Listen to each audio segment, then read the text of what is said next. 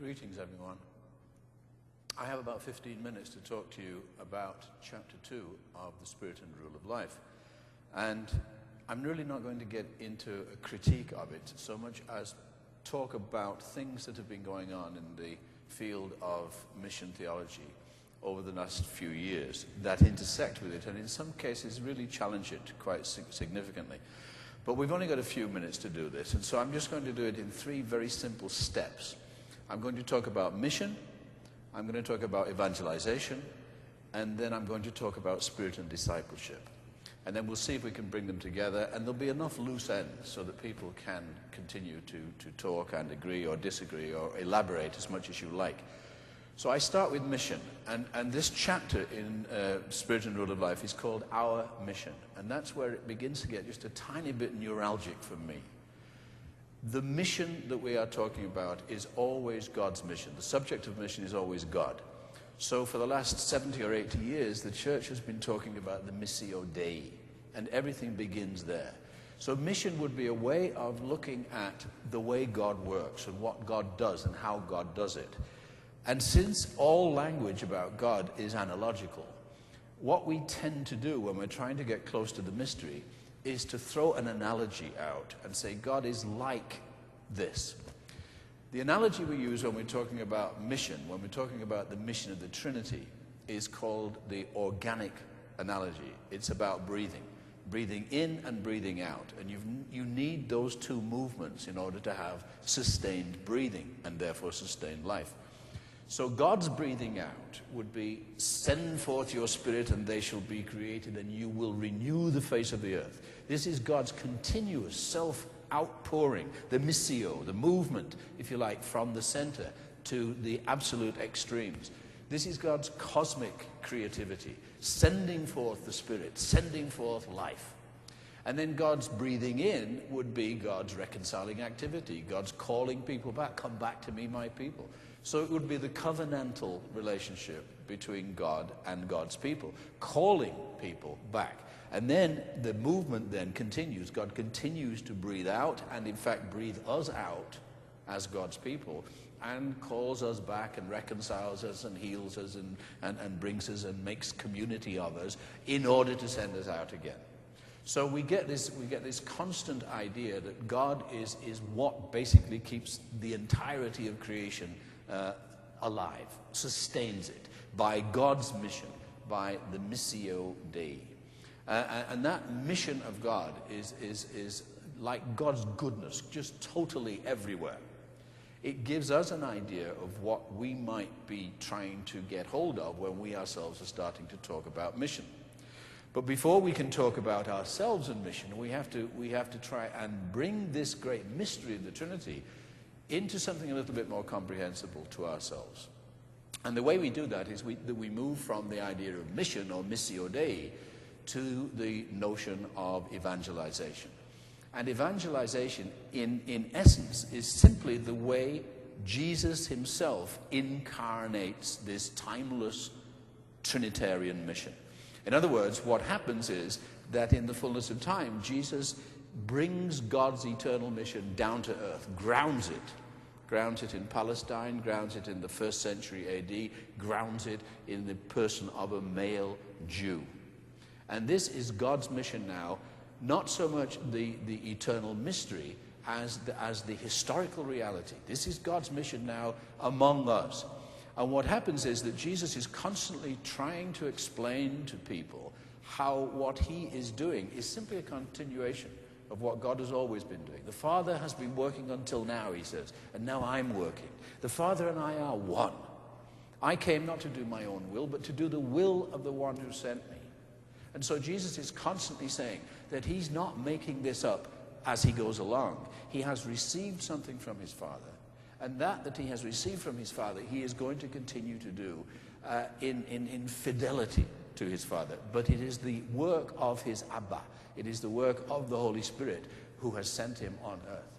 And what Jesus does is effectively then bring this mission into a very concrete situation and allow it to play itself out in terms of the exigencies of that situation. In other words, people are going to be encountering Jesus, and Jesus is going to be encountering people. And the dynamic of mission, as Jesus does it, is going to be determined by whatever shows up. People need Jesus. Jesus needs people to hear him. Sometimes he's going to be preaching to them and they're sitting down listening. Sometimes he's going to be engaging with them and listening to them and responding to them. And this, if you like, is the way Jesus continues on earth what is being done in heaven. That God's will is being done on earth as it is in heaven. But in order to simplify it, what has happened over the last 30 or 40 years is that there has been a surprising consensus that the characteristics of evangelization, meaning the characteristics of the way Jesus does mission, can be reduced, if you like, to 4 headings. And they are proclamation and witness and dialogue and liberation.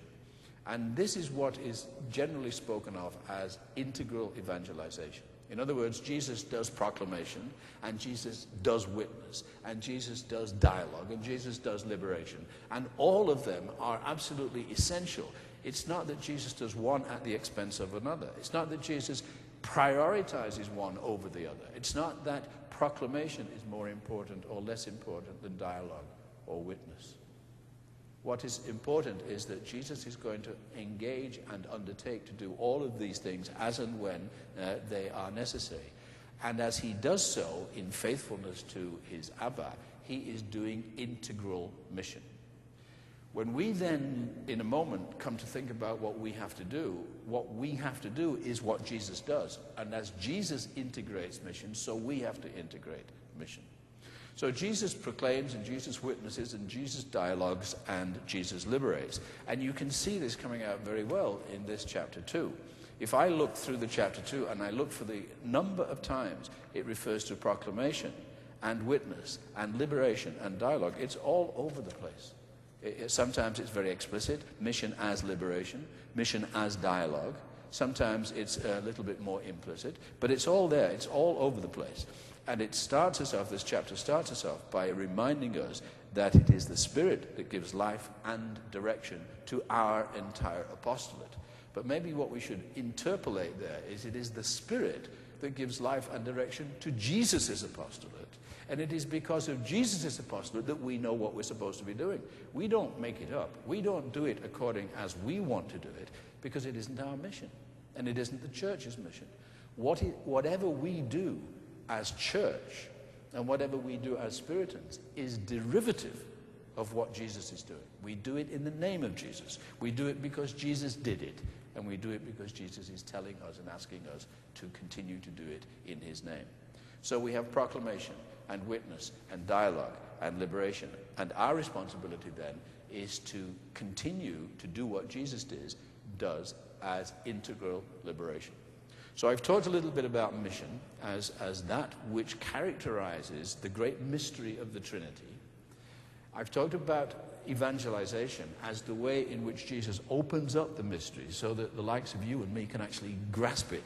Because all we have to do is to look at Jesus and then we say, I get it. I understand what God has been doing and what God is doing in Jesus. And then the third piece then is discipleship.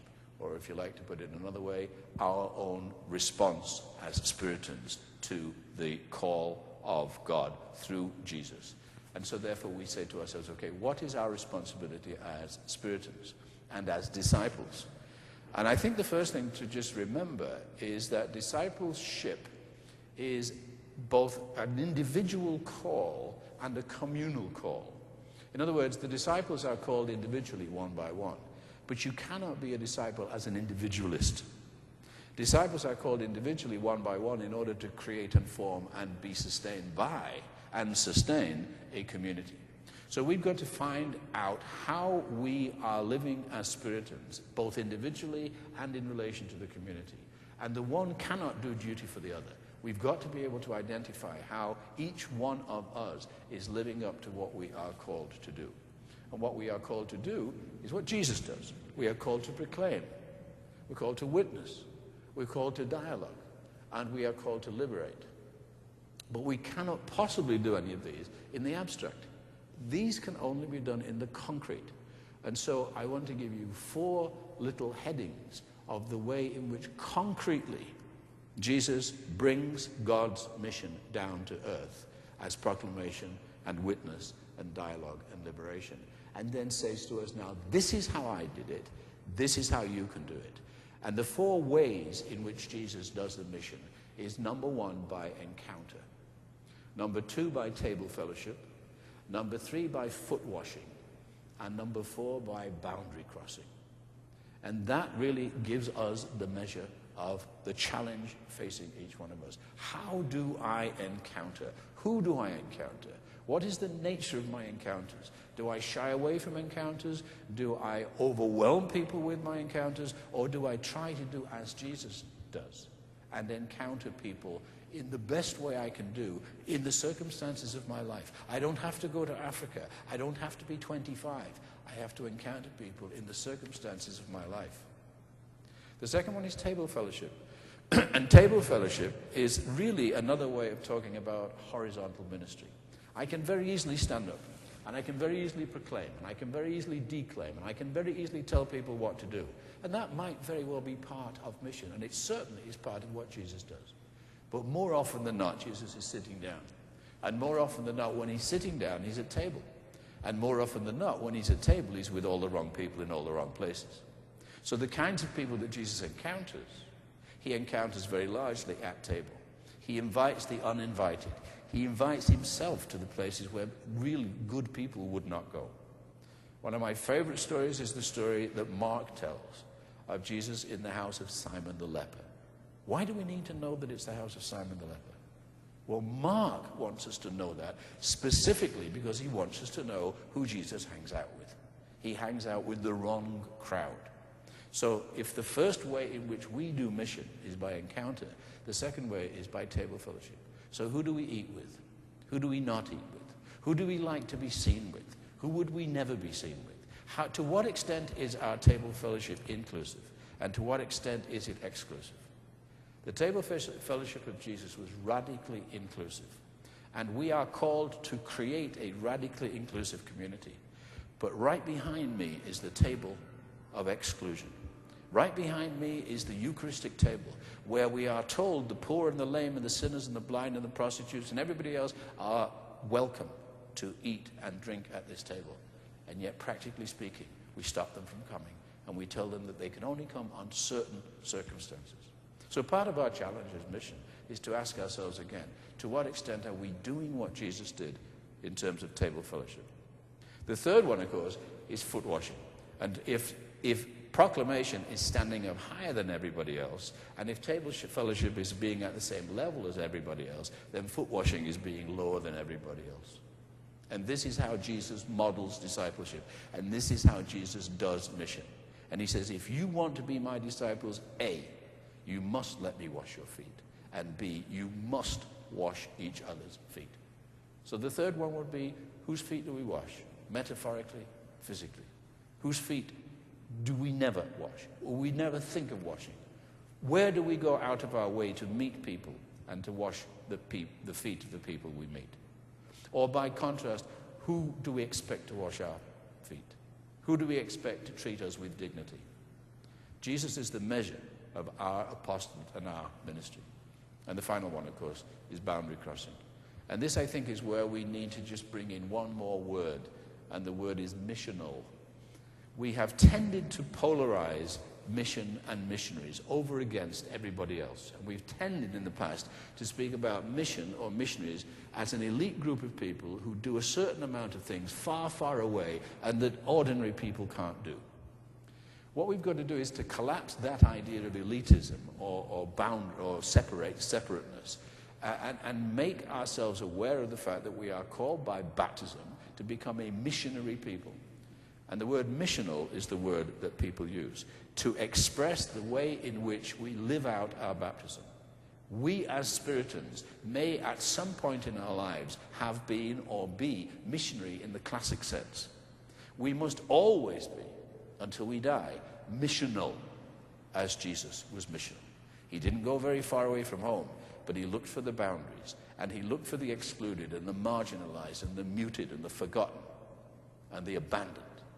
And he went looking for them. And he crossed boundaries that compromised him and compromised his reputation. And if we want to call ourselves disciples, and if we want to call ourselves missionaries, and if we want to talk about Spiritan mission, we're going to have to do the same.